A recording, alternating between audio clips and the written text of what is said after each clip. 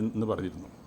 പക്ഷേ ഞാനവിടെ ഉണ്ടായിരുന്നു. അപ്പം എനിക്ക് തോന്നിയെന്ന് വെച്ചാൽ ലാൽ ഇത്രയും വലിയ ഒരു പ്രതിസന്ധി ഘട്ടത്തിൽ ലാൽ ഇങ്ങനെ വിട്ടുപോകാൻ ഒരുപാട് കാരണങ്ങളുണ്ടാവാം.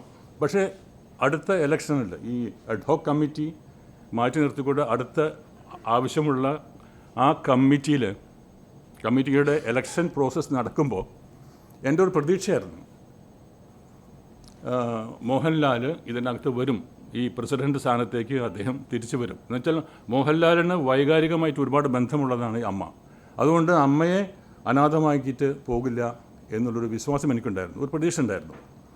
അപ്പോൾ ഞാൻ അവസാന നിമിഷം വരെ വെയിറ്റ് ചെയ്തപ്പോൾ ഈ നോമിനേഷൻ കൊടുക്കാനുള്ള അവസാന തീയതി യുടെ തലേ ദിവസം ഞാൻ നോക്കിയപ്പോൾ മോഹൻലാൽ താല്പര്യമില്ല എന്ന് പറഞ്ഞു. ഞാൻ വരില്ല, അതുകൊണ്ട് ഞാൻ നോമിനേഷൻ കൊടുക്കില്ല എന്ന് പറഞ്ഞു. അപ്പോൾ അതിന് ശേഷമാണ് എനിക്ക് തോന്നിയത് എനിക്കെൻ്റെ ഒരു റെസ്പോൺസിബിലിറ്റി, എനിക്കൊരു ചുമതലയുണ്ട്, ഒരു ഉത്തരവാദിത്തമുണ്ട്.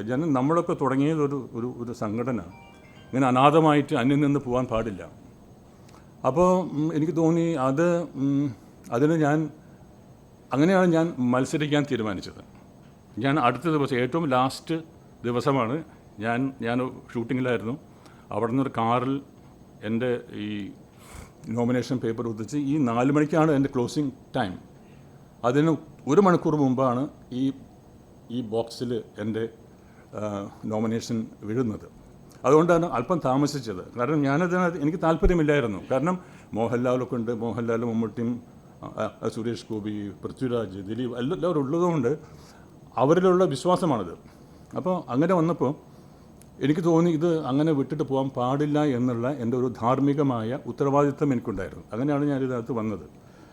അങ്ങനെ ഞാനിപ്പോൾ നോമിനേഷൻ കൊടുത്തു. പിന്നെ കുറേ കാര്യങ്ങൾ ഞാൻ ഇതിനകത്ത് എഴുതിയിട്ട് അതെല്ലാം ഞാൻ വിവരിച്ചിട്ട് സമയം കളയുന്നില്ല.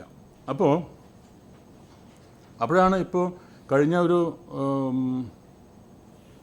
2-3 ദിവസത്തിനുള്ളിൽ ഒരുപാട് ആർട്ടിസ്റ്റുകൾ പരാതികളും പ്രതികരണങ്ങളും അടിപിടിയും ഒക്കെ ആയിട്ട് അങ്ങനെ വന്നിരിക്കുന്നു. അപ്പോൾ ഞാനിത് നോക്കുമ്പോൾ ഇതിനെപ്പറ്റി വളരെ ശ്രദ്ധാപൂർവം ഇതിനെപ്പറ്റി അനലൈസ് ചെയ്യുമ്പോൾ എനിക്ക് കിട്ടിയതെന്ന് വെച്ചാൽ ഇതൊക്കെ വെറുതെ ഒരു ചെറിയ കാരണങ്ങളാണ്. അത് അമ്മയുടെ എന്തെങ്കിലും കോൺസ്റ്റിറ്റ്യൂഷനോ എതിരായിട്ടോ അമ്മയ്ക്കെതിരായിട്ടോ അല്ല. ഇത് is A conflict between 2 personalities, അല്ലാതെ അമ്മയായിട്ടൊരു ബന്ധമല്ല ഇതിനകത്ത്. പക്ഷേ ഇതിൻ്റെ ഒരു ഔട്ട്കം, ഒരു ഇമ്പാക്റ്റ് വരുന്നത് മുഴുവനും അമ്മ എന്ന സംഘടനയിലാണ്. അപ്പോൾ അതിൻ്റെ നിങ്ങളിൽ ഞാൻ ഇവിടെ എൻ്റെ ഒരു വരവ് ഇവിടെ വന്ന് ഇരിക്കുന്നതിൻ്റെ കാരണം എന്ന് വെച്ചാൽ അമ്മ ഏറെ തെറ്റിദ്ധരിക്കപ്പെട്ട ഒരു അസോസിയേഷനാണ്. എന്താണ് അമ്മയുടെ ഒബ്ജക്റ്റീവ്സ് എന്നുള്ളതൊക്കെ നമ്മൾ നോക്കുമ്പോൾ ഒരുപാട് കാര്യങ്ങൾ ചെയ്യുന്നുണ്ട്. ഞാൻ അതിനെപ്പറ്റിയൊന്നും പോകുന്നില്ല. ഞാൻ ഒറ്റ കാര്യം പറയാം.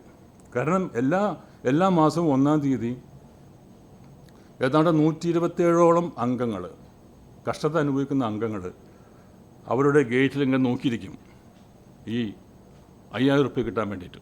അതേപോലെ തന്നെ ഏതാണ്ട് 57ഓളം പേര് ഈ രോഗാവസ്ഥയിൽ എടുക്കുന്ന ആൾക്കാർക്ക് അവരുടെ മെഡിക്കൽ കിറ്റ് എല്ലാ ദിവസവും 1-ാം തീയതി അവർക്ക് കിട്ടിയിരിക്കും. അത് അമ്മ അയക്കുന്നതാണ്. ഈ അമ്മയുടെ ഈ സമ്മാനങ്ങൾ വാങ്ങാൻ വേണ്ടിയിട്ട് കാത്തിരിക്കുന്ന ഒരുപാട് അംഗങ്ങളുണ്ട്. അപ്പോൾ അമ്മയ്ക്ക് എന്തെങ്കിലും സംഭവിച്ചാൽ എൻ്റെ ഒരു ഒറ്റ പോയിൻ്റ് മാത്രമേ ഉള്ളൂ. ഇതിപ്പോൾ എനിക്കോ അല്ലെങ്കിൽ മമ്മൂട്ടിക്കോ മോഹൻലാലിനോ ഒന്നും ഇത് അമ്മയെക്കൊണ്ട് സാമ്പത്തികമായ ഒരു ബെനിഫിറ്റില്ല. അവർക്ക് എന്താ ഗുണമെന്ന് വെച്ചാൽ നമ്മളെല്ലാം കൂടി ചേർന്നിട്ട് ഇത്രയും അവശതയിൽ നിൽക്കുന്ന കഷ്ടപ്പെടുന്ന നമ്മുടെ ഈ സമൂഹം ഇൻ ദി സെൻസ് ഈ അമ്മയ്ക്കകത്തുള്ള ആൾക്കാരെ സഹായിക്കാൻ പറ്റും. അത് അവരുടെ ആ നന്മയ്ക്ക് കിട്ടുന്ന സന്തോഷമാണ് അവരുടെ ഗുണം. അല്ലാതെ അവർക്ക് സാമ്പത്തികമായിട്ടൊന്നുമില്ല. കാരണം ഇതിനകത്തും എല്ലാ സ്റ്റാർ നൈറ്റിൽ നിന്ന് അവർ ഒരു പൈസ പോലും വാങ്ങാതെയാണ്. ഈവൻ ട്രാവലിംഗ് എലവൻസോ അല്ലെങ്കിൽ ബാറ്റ ഗീറ്റ എന്നൊക്കെ ഒന്നും ചെയ്യാതെ അവർ തന്നെ വരുന്നതാണ്. അപ്പോൾ ഇത്രയും വിലപിടിപ്പുള്ള അവരുടെ ദിവസങ്ങൾ അമ്മയ്ക്ക് വേണ്ടി ചെലവഴിച്ചുകൊണ്ടാണ് ഞാൻ പറഞ്ഞ 240 കോടിയോളം ഈ 31 വർഷത്തിനുള്ളിൽ സ്വരൂപിച്ചത്. അപ്പോൾ ഇത് മുഴുവനും ഇവിടുത്തെ അവശരായ കഷ്ടപ്പെടുന്ന അവർക്കാണ് ഗുണം കിട്ടിയത്. അപ്പോൾ എൻ്റെ ഒരു വരവിൻ്റെ ഒരേ ഒരു ഒബ്ജക്റ്റീവ് ഇതാണ്. കാരണം അമ്മ എന്ന ഈ സ്ഥാപനം അന്യം നിന്ന് പോകരുത്. അതിന് എനിക്കൊരു റെസ്പോൺസിബിലിറ്റി ഉണ്ട്. ആ റെസ്പോൺസിബിലിറ്റി ഭയങ്കര ഒരു റെസ്പോൺസിബിലിറ്റി തന്നെയാണ്. കാരണം എനിക്കറിയാം ഇവിടെ ഇപ്പോൾ ഭയങ്കര ഫൈറ്റാണെന്നാണ് പറയുന്നത്. എല്ലാവരും കൂടി ഭയങ്കര ഫൈറ്റ് നടക്കുന്നു. അതിലിടയ്ക്ക് ആരോ ഇന്നലെ മിനിഞ്ഞാന്നൊക്കെ പറഞ്ഞു ഞാൻ ദേവൻ പിന്മാറിയേക്കും എന്നൊക്കെ പറഞ്ഞിട്ടുള്ള വാർത്തകൾ വന്നു. അപ്പോൾ ദേവൻ പിന്മാറണമെങ്കിൽ ദേവൻ തീരുമാനിക്കണമല്ലോ. ഇത് എങ്ങനെയാണ് ന്യൂസ് പോയതെന്ന് എനിക്കറിയില്ല. അപ്പോൾ ചില ചാനലൊക്കെ പറഞ്ഞു ദേവൻ ഒരു പക്ഷേ പിന്മാറിയേക്കും. അങ്ങനെ കുറേ കാര്യങ്ങൾ നടക്കുന്നുണ്ട്. അപ്പോൾ ഇതിനൊക്കെ ഒരു പരിഹാരം എന്ന നിലയ്ക്ക് ഞാൻ പറഞ്ഞു ഞാനൊരു തീരുമാനം എടുത്തിട്ട് ഇതിനകത്ത് നോമിനേഷൻ കൊടുത്തിട്ടുണ്ടെങ്കിൽ ഐ എം എ ഫൈറ്റർ. അപ്പോൾ ഞാൻ പറഞ്ഞു അതിനെ ഫൈറ്റ് ചെയ്യും. ഈ ജയപരാജയങ്ങൾ രണ്ടാമതാണ്, അത് പ്രശ്നമല്ല. പിന്നെ എന്താണെന്ന് വെച്ചാൽ ഇപ്പോൾ ഏറ്റവും ലാസ്റ്റ് ഞാൻ അറിഞ്ഞത് ജഗദീഷ് അദ്ദേഹത്തിൻ്റെ പിന്മാറ്റത്തിൽ താല്പര്യമുണ്ടെന്ന് സൂചിപ്പിക്കുന്ന രീതിയിലുള്ള ചില വാർത്തകൾ ഞാൻ കണ്ടു. അത് അദ്ദേഹത്തിൻ്റെ ഒരു തീരുമാനങ്ങൾ, അതിൽ എനിക്ക് അഭിപ്രായം പറയാനൊന്നുമില്ല. അപ്പോൾ അങ്ങനെ നിൽക്കുന്ന പിന്നെ 4-5 പേരും കൂടി ഇതിനകത്തുണ്ട്. അപ്പോൾ ഞാനിതിനകത്ത് ഉറച്ചു നിൽക്കുന്നുള്ളത് ഉറപ്പാണ്. ഇതിനകത്തൊരു മാറ്റമില്ല. കാരണം എൻ്റെ ഒബ്ജക്റ്റീവ്, എൻ്റെ ഒരു നിലപാട് ഞാൻ ഇതിനകത്ത് എഴുതിയിട്ടുണ്ട്. ഇവിടെ ഇങ്ങനെ വിഘടിച്ച് നിൽക്കുന്ന അല്ലെങ്കിൽ പകച്ചു നിൽക്കുന്ന കുറേ അംഗങ്ങളുണ്ട്. അവരെ വേണം നമ്മൾ കാണാനായിട്ട്. ഞാൻ എല്ലാ അംഗങ്ങളോടും പറയുന്ന ഒറ്റ കാര്യമുള്ളത്. കാരണം എല്ലാ മാസത്തെ 1-ാം തീയതിയും അവിടെ ഗേറ്റിലേക്ക് നോക്കി നിൽക്കുന്ന കഷ്ടപ്പെടുന്ന കുറേ അംഗങ്ങളുണ്ട് ഇവിടെ. അവരുടെ ജീവിതമാണ് നമുക്ക് ഏറ്റവും കൂടുതൽ പ്രയോറിറ്റി വേണ്ടത്, പ്രയോറിറ്റി എന്ന് പറയുന്നത്. അപ്പം മറ്റുള്ള കാര്യങ്ങളൊന്നും ഇഷ്ടമല്ല. അപ്പോൾ അമ്മയ്ക്ക് എന്തെങ്കിലും സംഭവിച്ചാലും സംഭവിക്കുന്നത് എന്താണെന്ന് വെച്ചാൽ അത്രയും പേര് 120 + 57 പേർക്ക് ഏതാണ്ട് 200ഓളം വരുന്ന അംഗങ്ങൾക്ക് അവർ അനാഥമായി പോകും. അല്ല അവർക്ക് കിട്ടുന്ന ആ എമൗണ്ട് കിട്ടില്ലെങ്കിൽ ഒരുപാട് കഷ്ടപ്പെടുന്നവർക്ക്. അപ്പോൾ അത് സംഭവിക്കരുത്. അമ്മ നിലനിൽക്കണം. അതുമാത്രമല്ല, അമ്മ നിലനിൽക്കേണ്ടത് ഇവിടെ നമ്മുടെ മലയാള സിനിമയുടെ ഒരു ആവശ്യം കൂടിയാണ്. കാരണം നമുക്കറിയാം ഈ അമ്മ എന്ന സംഘടന ഇല്ലെങ്കിൽ ഒരുപാട് പ്രശ്നങ്ങളുണ്ടാവും. കാരണം ഒരുപാട് കാര്യങ്ങളിൽ അമ്മയെ ഡിപ്പെൻഡ് ചെയ്തിട്ടാണ് എല്ലാ കാര്യങ്ങളും നടക്കുന്നത്. അപ്പോൾ അമ്മയെപ്പോലെ തന്നെ വളരെ റെസ്പോൺസിബിളായിട്ടുള്ള ഒരുപാട് നല്ല സംഘടനകൾ നിന്നുണ്ട്. പ്രൊഡ്യൂസേഴ്സ് അസോസിയേഷൻ, ഡയറക്ടേഴ്സ് അസോസിയേഷൻ, അങ്ങനെയുള്ള ഒരുപാട് ഫെഫ്ക, ഇതെല്ലാം വളരെ റെസ്പോൺസിബിലിറ്റി ആയിട്ട് കൊണ്ടുപോകുന്നുണ്ട്. പക്ഷേ അമ്മ എന്ന സംഘടന ഒരു അമ്മയായിട്ട് തന്നെയാണ് അവർക്കും തോന്നുന്നത്. കാരണം ആ ഒരു തണൽ, അമ്മ എന്നൊരു തണലുണ്ട്. അത് ഒരു തണലാണ്. ആ തണൽ ഈ ഇൻഡസ്ട്രി തന്നെ അമ്മ എന്ന തണലിലാണ്. തണലെന്ന് പറഞ്ഞാൽ നിങ്ങൾ ഒരു ഡിപ്പെൻഡബിൾ എന്ന് പറഞ്ഞാൽ അതിൻ്റെ നിഴലിൽ, ആ തണുപ്പിൽ ജീവിക്കുന്ന അവസരം. കാരണം പിന്നെ വേറൊരു കാര്യമുണ്ട്. ഇപ്പോൾ എൻ്റെ അടുത്ത് പറഞ്ഞത് നിങ്ങൾ എന്തിനാണ് പത്രക്കാരെ കാണുന്നത് പറഞ്ഞു. ഇതൊരു പേഴ്സണൽ അല്ലെങ്കിൽ ഒരു പ്രൈവറ്റ് ഒരു സ്ഥാപനമല്ലേ, നിങ്ങൾ എന്തിനാണ് ഇവരെ കാണുന്നതെന്ന് ചോദിച്ചു. പത്രങ്ങൾ കാണാൻ പാടില്ല എന്ന് പറഞ്ഞു. ഞാൻ പറഞ്ഞു പത്രങ്ങൾ കാണാൻ പോകുന്നത് അത് ഇറ്റ്സ് മൈ റൈറ്റ്, മനസ്സിലല്ലേ. അപ്പോൾ അതുകൊണ്ട്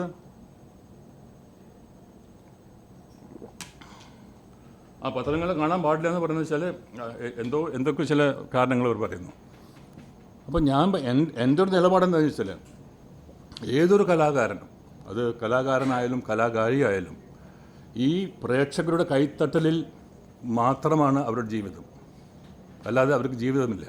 ഈ പ്രേക്ഷകരുടെ കൈത്തട്ടൽ എപ്പോഴാണ് വരുന്നത്?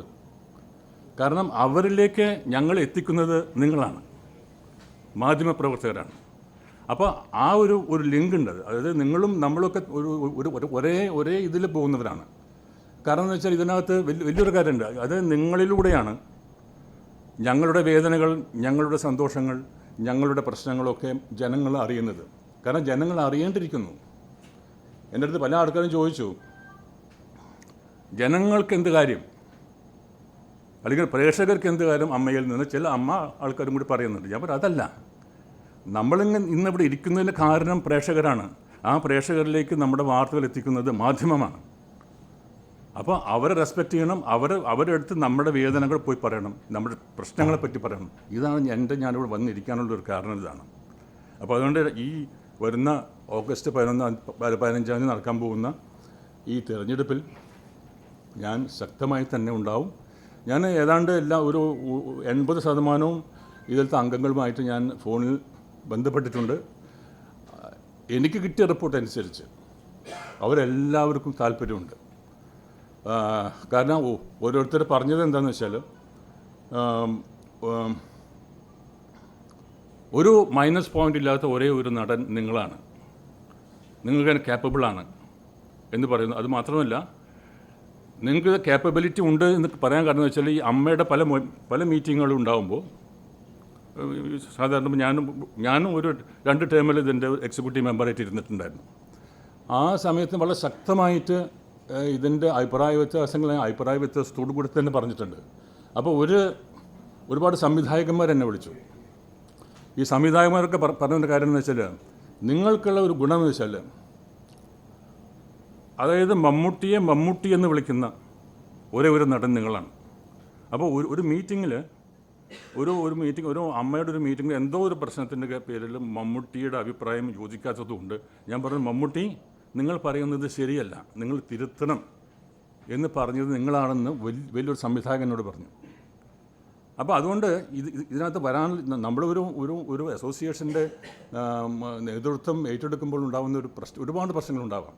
പക്ഷേ എൻ്റെ ഒരു നിലപാട് എന്താണെന്ന് വെച്ചാൽ, ഈ അമ്മ എന്ന സംഘടനയെ സജീവമാക്കുകയും സുസ്ഥിരമായ ഒരു ദൈനംദിന പ്രശ്നങ്ങളിലേക്ക് മുന്നോട്ട് കൊണ്ടുപോവുകയും ചെയ്തുകൊണ്ട് എല്ലാവരെയും ഈ വിഘടിച്ച് പകച്ചു നിൽക്കുന്ന എല്ലാവരെയും ഒരുമിപ്പിച്ചുകൊണ്ട് ഇതിനെ കൊണ്ടുപോകാനുള്ള ഒരു ദൗത്യമാണിത്.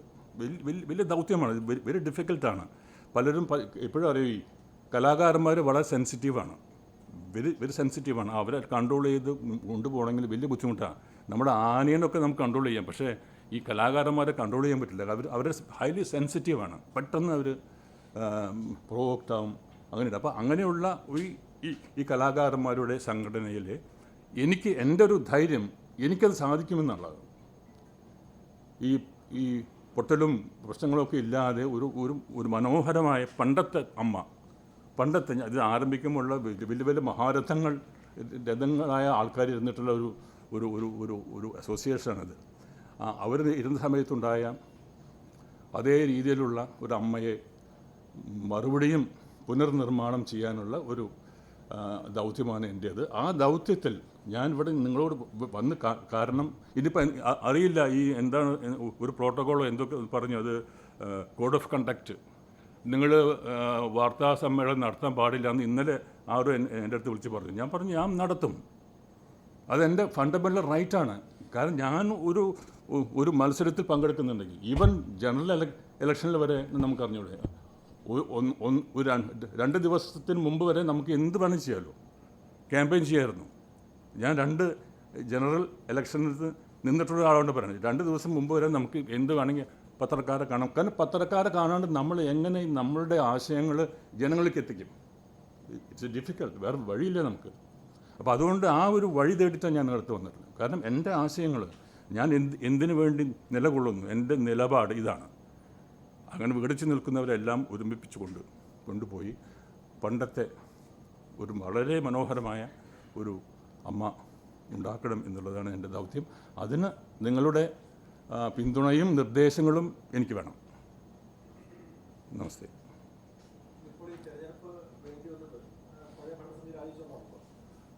എന്താണ്? അതെ അതെ അതെ അതെ അതെ അതെ ആ അല്ല, അതെന്താ വെച്ചാൽ ഇപ്പോൾ ബാബുരാജ് മത്സരിക്കുന്നു, പക്ഷേ അതിനു മുമ്പ് വിധേയരായ ആൾക്കാർ ഇപ്പോൾ സിദ്ദിഖിൻ്റെ കാര്യം എടുത്തോളൂ. സിദ്ദിഖിന് ആരോപണ വിധേയനായ ആ നിമിഷം അയാൾ രാജിവെച്ചു, വെയിറ്റ് ചെയ്തിട്ടില്ല. ഈ അലിഗേഷൻ വന്ന ഉടനെ രാജിവെച്ചു.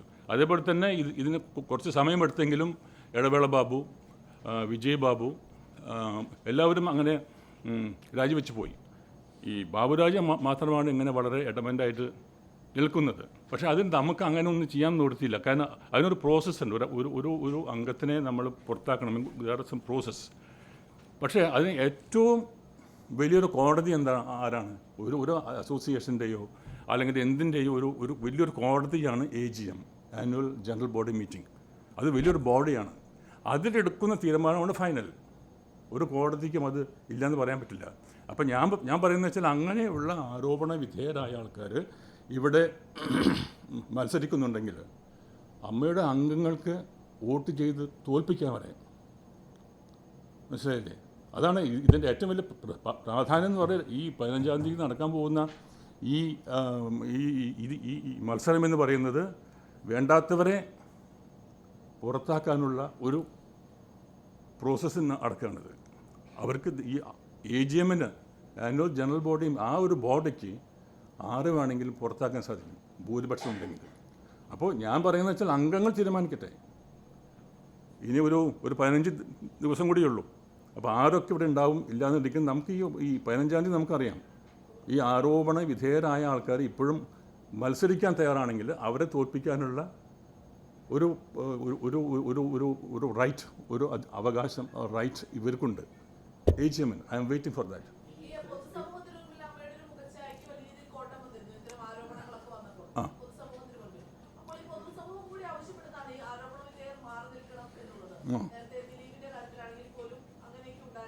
അല്ല, ദിലീപിൻ്റെ കാര്യത്തിൽ ഞങ്ങൾ ദിലീപിനെ നമ്മുടെ ഇതൊന്നും നോക്കാതെയാണ് അദ്ദേഹത്തെ ബാൻ ചെയ്തത്. നിങ്ങൾ അംഗത്വം വരെ നമ്മൾ മാറ്റി ഇല്ലേ? അദ്ദേഹത്തിന് നമ്മൾ മാറ്റിക്കളഞ്ഞു. അത് അമ്മയുടെ ഒരു അഡ്വാൻറ്റേജാണ് ഞാൻ കാണുന്നത്, അമ്മയുടെ വിജയമായിട്ട് ഞാൻ കാണുന്നത്. ദിലീപ് പോലെ ശക്തനായ ഒരു നടനെ അദ്ദേഹത്തിന് ആരോപണ വിധേയനായ ഉടനെ മമ്മൂട്ടിയുടെ വീട്ടിൽ വെച്ചിട്ടാണ് ആ മീറ്റിങ്ങിൽ ഞാനൊക്കെ ഉണ്ടായിരുന്നു. അദ്ദേഹത്തെ പുറത്താക്കിയില്ലേ?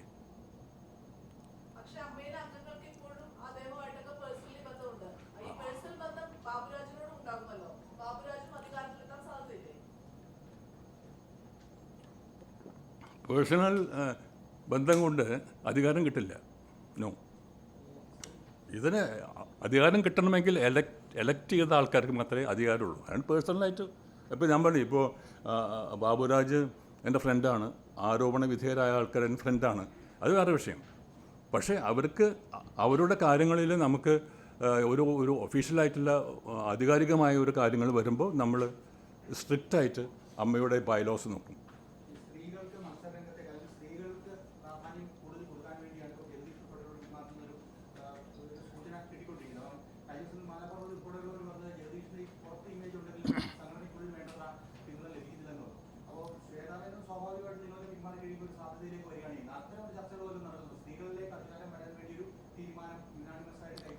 അത് എൻ്റെ അതിൻ്റെ ഒരു അഭിപ്രായം എന്ന് വെച്ചാൽ, എൻ്റെ അഭിപ്രായം എന്ന് വെച്ചാൽ ഈ സ്ത്രീകളുടെ ഇത് വെച്ചാൽ ഇപ്പോൾ ഈ വനിതാ റിസർവേഷൻ ബില്ലോ അല്ലെങ്കിൽ വനിതാ റിസർവേഷൻ ആക്ട് എന്നൊക്കെ പറയുന്നുണ്ടല്ലോ, അത് റിസർവേഷൻ ആവരുത്. അത് അവരുടെ റൈറ്റാണ്, സ്ത്രീകളുടെ റൈറ്റാണത്. ഈക്വൽ റൈറ്റാണ്. 50% സ്ത്രീകളുടെ റൈറ്റാണത്. They have to fight it off and get it. അല്ലാതെ ഇപ്പോൾ ഒരു എക്സാമ്പിൾ പറയുന്നത് വെച്ചാൽ, ജഗദീഷ് എന്താ പറയുന്നത് വെച്ചാൽ, ഞങ്ങൾ ഈ സ്ത്രീ സ്വാതന്ത്ര്യത്തിനും സ്ത്രീ പ്രാതിനിധ്യത്തിനും വേണ്ടിയിട്ട് ഞാൻ എൻ്റെ സീറ്റ് മാറുന്നു, എന്നിട്ട് ആ സീറ്റിലേക്ക് ശ്വേതാ മേനോൻ പോയിരുന്നാൽ ശ്വേതാ മേനോട് അത് നാണക്കേടല്ലേ? അല്ല, സ്ത്രീകൾക്ക് നാണക്കേടല്ലേ? കാരണം ഒരു പുരുഷൻ്റെ ഒരു ഔദാര്യമാണത്. അല്ലല്ല, സ്ത്രീകളെന്ന് വെച്ചാൽ they have to fight it out. അല്ലാതെ ഞാൻ മാറുന്നു, നമ്മുടെ ശ്വേതാ മേനോൻ ഇരുന്നോളൂ എന്ന് പറഞ്ഞാൽ എൻ്റെ അർത്ഥം ശ്വേതാ മേനോൻ അതൊരു ഇൻസൾട്ട് അല്ലേ? It's an insult to Shweta Menon, it's an insult to womanhood അല്ലേ? അപ്പോൾ അത് ശരിയല്ല. ഞാൻ ഈ സ്ത്രീ സമത്വത്തിന് വേണ്ടി വാദിക്കുന്ന ഒരാളാണ് 100%. ഞാൻ എപ്പോഴും പറയുന്നത് വെച്ചാൽ 50% അത് ഞാനിപ്പോൾ ആ റിസർവേഷൻ എന്നുള്ള എനിക്ക് റൈറ്റ് ഉണ്ട് അവർക്ക്. അല്ല, ഈ പുരുഷന്മാർ ഇങ്ങനെ ഒരു പ്ലേറ്റ് എടുത്ത് കൊടുക്കുന്ന ഒരു ദാനമാവരുത്, ഔദാര്യമാവരുത്. അപ്പോൾ അതുകൊണ്ട് 50% ഒക്കെ ഈ സ്ത്രീകൾക്ക് റൈറ്റ് ഉണ്ടത്. അപ്പോൾ ഈ പറയും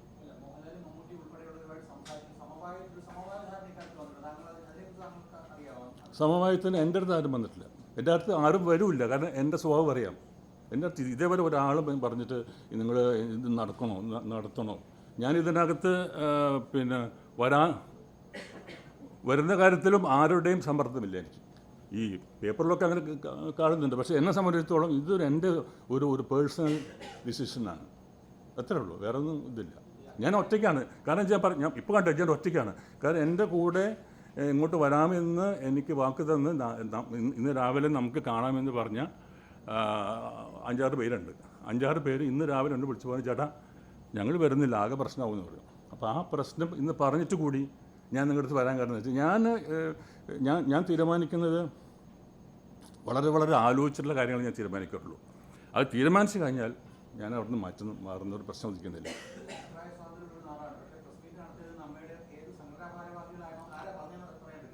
അല്ല, എൻ്റെ അടുത്ത് പറഞ്ഞത് ഇവരാ പറഞ്ഞത്, എൻ്റെ കൂടെയുള്ള ആൾക്കാർ പറഞ്ഞു വെച്ചാൽ അവരാരാണ് ഇതിൻ്റെ ഓർഡർ ഇട്ടെന്ന് എനിക്കറിയില്ല.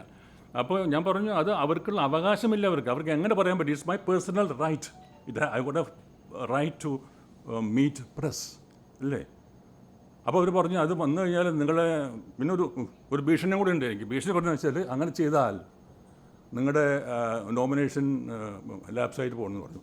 No problem, I will go to the court. ഇവിടെ ഒരു കോടതി ഉണ്ടല്ലോ. അപ്പോൾ അതൊന്നും എനിക്കൊരു ഇഷ്യൂ അല്ല. അതുകൊണ്ടാണ് ഞാൻ വന്നത്. ഇന്ന് രാവിലെയാണ് പറഞ്ഞത്. ഞാൻ പറഞ്ഞു ഞാൻ എറണാകുളം പ്രസ് ക്ലബ്ബിൽ വെച്ചൊരു പ്രസ് മീറ്റ് നടത്താൻ തീരുമാനിച്ചിട്ടുണ്ടെങ്കിൽ I will be there is no change.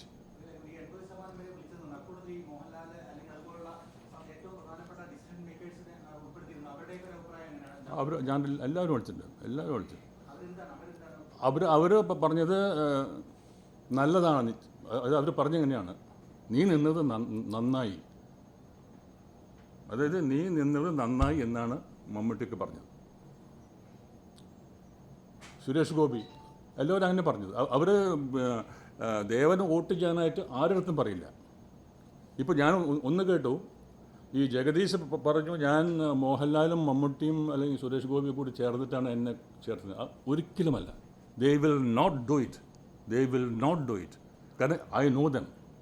ഒരു കാരണവശാലും ആർക്ക് വേണ്ടിയിട്ടും ഈ കാര്യം ഒരു unauthorised out of the way ചെയ്യുന്നവരല്ല ഈ മോഹൻലാലും മമ്മൂട്ടിയും സുരേഷ് ഗോപി. അത് വെറുതെ എനിക്ക് തോന്നുന്നില്ല. അദ്ദേഹം എന്തുകൊണ്ടാണ് അത് പറഞ്ഞതെന്നറിയില്ല. മമ്മൂട്ടിയും മോഹൻലാലും സുരേഷ് ഗോപിയും പേഴ്സണലായിട്ട് അറിയാവുന്ന അവരുടെ സ്വഭാവത്തെ പറ്റി അറിയാവുന്നതുകൊണ്ട് പറയാം. They will not do it. അത് വെറുതെ ഒരു എലിഗേഷനായിട്ട് പോയതാണ്.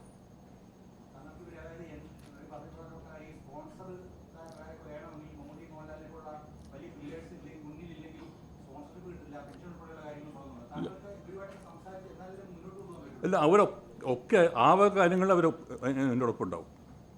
എല്ലാവരും ഉണ്ടാവും. ഇപ്പോൾ ഇവിടെ വിഘടിച്ച് നിൽക്കുന്നവരും എന്നോടൊപ്പം ഉണ്ടാവുമെന്നാണ് എൻ്റെ പ്രതീക്ഷ. ഞാൻ അവരെ കൊണ്ടുവരും. നമുക്ക് ഒരുപാട് കാര്യം ഇപ്പോൾ ക്രോസ് ടേബിളിൽ ഇരുന്നിട്ട് അവരുടെ ഇഷ്യൂസ് എന്താണ്, അവർക്ക് പ്രശ്നം എന്താണ്, അവരുടെ വേദന എന്താണ്, ഞാൻ നേരത്തെ പറഞ്ഞു തന്നെയാണ്. ഈ അമ്മയായിട്ടുള്ള പ്രശ്നമല്ലത്, ഇത് പേഴ്സണാലിറ്റി പ്രോബ്ലംസാണ്, പേഴ്സൺ ടു പേഴ്സൺ. അത് അവരുടെ ഈഗോ പ്രശ്നങ്ങളാണ്. അത് ആ ഈഗോ നമ്മൾ ഈ ആരൊക്കെയാണ് പ്രശ്നം ഉണ്ടാക്കുന്നത് അവരെ കൂട്ടിയിരുത്തി കഴിഞ്ഞാൽ ഒരു പ്രസിഡൻറ്റ് എന്ന നിലയ്ക്ക് അതിന് ഉത്തരവാദിത്തമുണ്ട്. അവരെ വിളിച്ച് വരുത്തിയിട്ട് രണ്ടുപേരും അപ്പുറത്ത് ഇപ്പുറത്ത് ഇരുന്നിട്ട് നമുക്ക് നെഗോഷിയേറ്റ് ചെയ്യാം. അത് ഞാൻ ഉണ്ട്. പക്ഷേ അതിനെപ്പറ്റി എനിക്കിപ്പോൾ പറയാൻ നിവൃത്തിയില്ല, എനിക്കറിയില്ല. അപ്പോൾ ഞാൻ പറഞ്ഞു, ഇതിൻ്റെ അധികാര സ്ഥാനത്ത് വന്നാൽ ഇതെല്ലാം ഞാൻ അന്വേഷിക്കും. ഇപ്പം എനിക്കൊന്നും പറയാൻ നിവൃത്തിയില്ല. നമുക്ക് അറിയാത്തൊരു വിഷയം നമുക്ക് ഇതിനെപ്പറ്റി പറയാൻ പറ്റില്ല.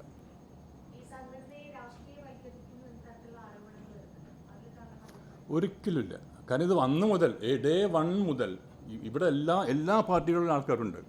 ഇവിടെ മാർക്സിസ്റ്റ് പാർട്ടിയുടെ ആൾക്കാരുണ്ട്, BJPയുടെ ആൾക്കാരുണ്ട്, പിന്നെ ലീഗിൻ്റെ ആൾക്കാരുണ്ട്, കോൺഗ്രസിൻ്റെ ആൾക്കാരുണ്ട്, എല്ലാ രാഷ്ട്രീയ പ്രസ്ഥാനങ്ങളുടെ ആൾക്കാർ ഇതിനകത്തുണ്ട്. ഇതേവരെ അങ്ങനെ ഒരു സംസാരമോ ഒരു പ്രവർത്തനമോ ആരുടെ കയ്യിൽ ഉണ്ടായിട്ടില്ല. ഒരിക്കലും അമ്മയിൽ ഈ കക്ഷി രാഷ്ട്രീയമില്ല, 100% ഇല്ല.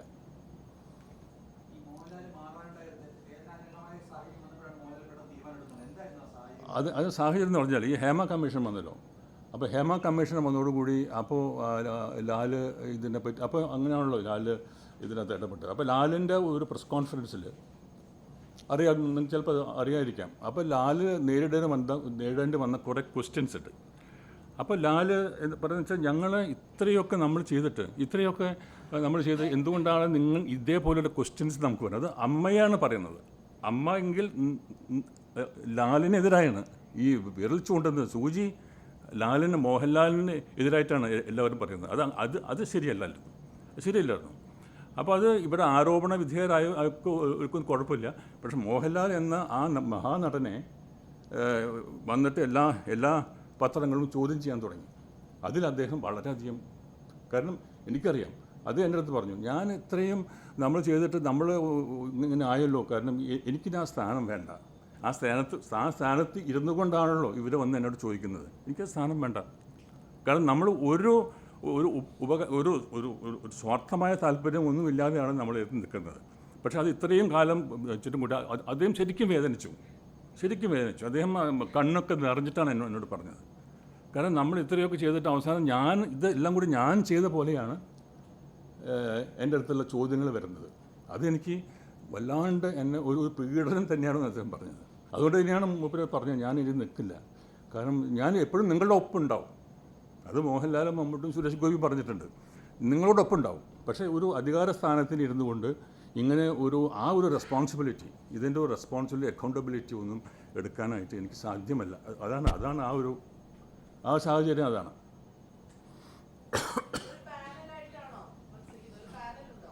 എനിക്ക് ഒരു പാനലും ഇല്ല, എനിക്ക് ഒരു അണ്ടർസ്റ്റാൻഡിങ്ങും ഇല്ല.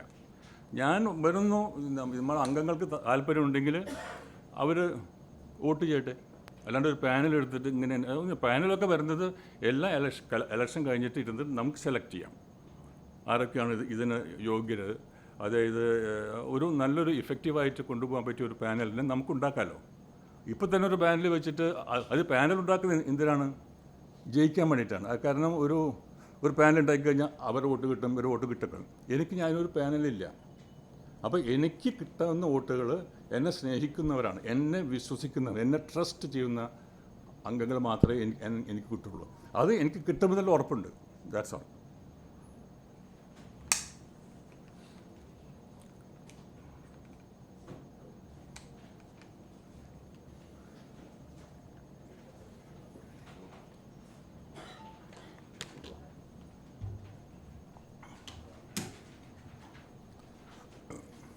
എന്തെങ്കിലും ഉണ്ടോ ഇനി ബാക്കി?